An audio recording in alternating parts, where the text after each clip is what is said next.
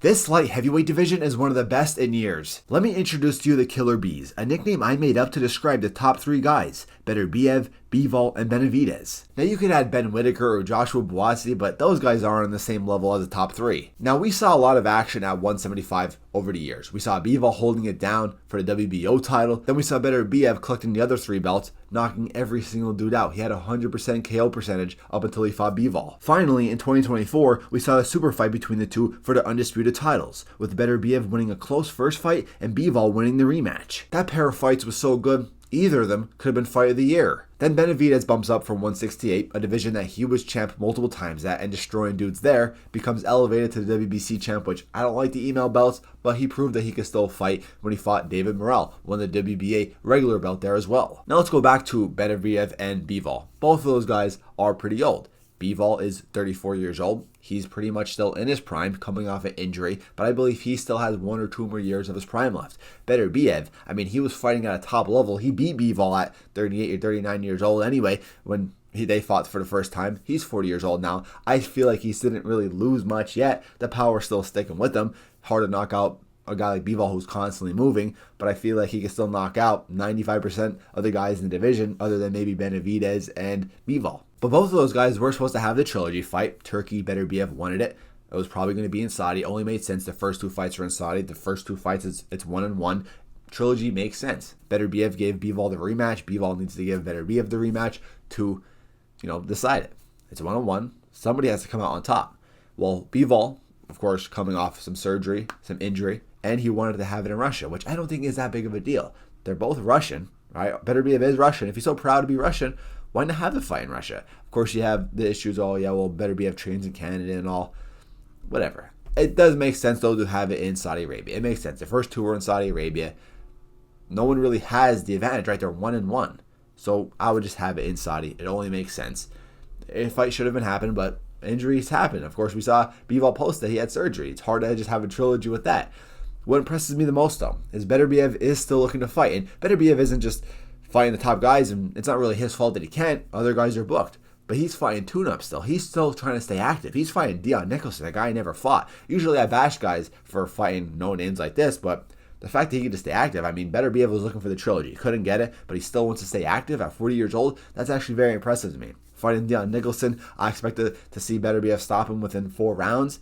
But with that said, it really opens up that trilogy, which we should have in the spring of next year. Looking at Benavidez, I believe he has the abilities to beat both guys. I'd still favor Beterbiev and Bivol against Benavidez, but I still think that, like I said, Benavidez has the abilities to outbox potentially. That'll be the only way to win, is like a pressure type of fight. I don't think he can stop both guys, but I think he can find a way to brawl, get in there, because Benavidez is a tough fighter, and he's a good fighter, he's a skillful fighter.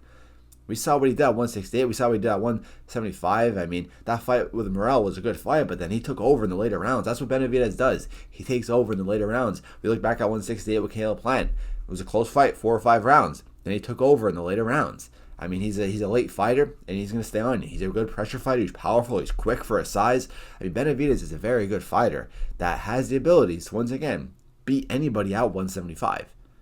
And really anybody out cruiserweight, besides maybe Jai Apataya. I think he can beat Zerto.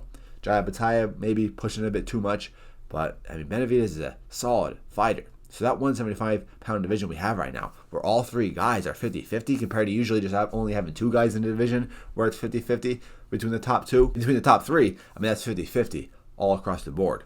Then we have other guys at 175 that we look at. All right, outside the Killer Bees, we have Callum Smith, a good decorated veteran fighter, which he can compete with 90% of the light heavyweight division. David Morrell again, which he definitely can make a comeback. Just because he loses to Benavidez doesn't really mean that it's over for him. He could beat a guy like Callum Smith. He could beat a guy like Anthony Yarde, another guy at 175. You have Alexander Vazdik, who's pretty old, but he can once again be a tough contender for anybody. So once again, I'm really just focusing on this video just to say how alive this 175-pound division is, which usually, I said with the middleweight division, I made a video a couple of days ago, been quiet a bit in the late 2000s, early 2020s, but then it picked up over the past 3 or 4 years where it's just incredible. Let's look at the guys also who could be bumping up. I mean, not too many guys. We could see Canelo potentially fighting up to get that Benavidez fight, which I think Canelo has the disadvantage now at this stage of his career. But guys bumping up. I don't really know who it would be. Terrence Crawford, potentially. I don't think he will. I think that'd be very dumb for him. Caleb Plant, I expect him to stay at 168 for a while. Maybe Jaime Munguia. He could potentially bump up. Edgar Berlanga could potentially bump up. Shiraz eventually at one point could eventually bump up. I mean, those are talented guys, good guys. I know Berlanga had a terrible last fight, but he's still an exciting fighter to watch, still entertaining fighter to watch, could still bring a good fight to anybody at 175 in the next 2 or 3 years. So that could be something there. But just an impressive 175-pound division that's alive. Make sure, guys, to comment down below. Let me know what you think about the 175-pound division. What fights do you want to see there? Do you think Benavidez can beat all those guys? Do you think we'll see the trilogy between Beterbiev and Bivol? Also want to mention my sponsor, Hayabusa, some of the best boxing equipment out there. Make sure to use the code ALEXD, ALEXD, all caps. Get a percentage off your order. Link is down below in the description. I'm out, guys. Peace.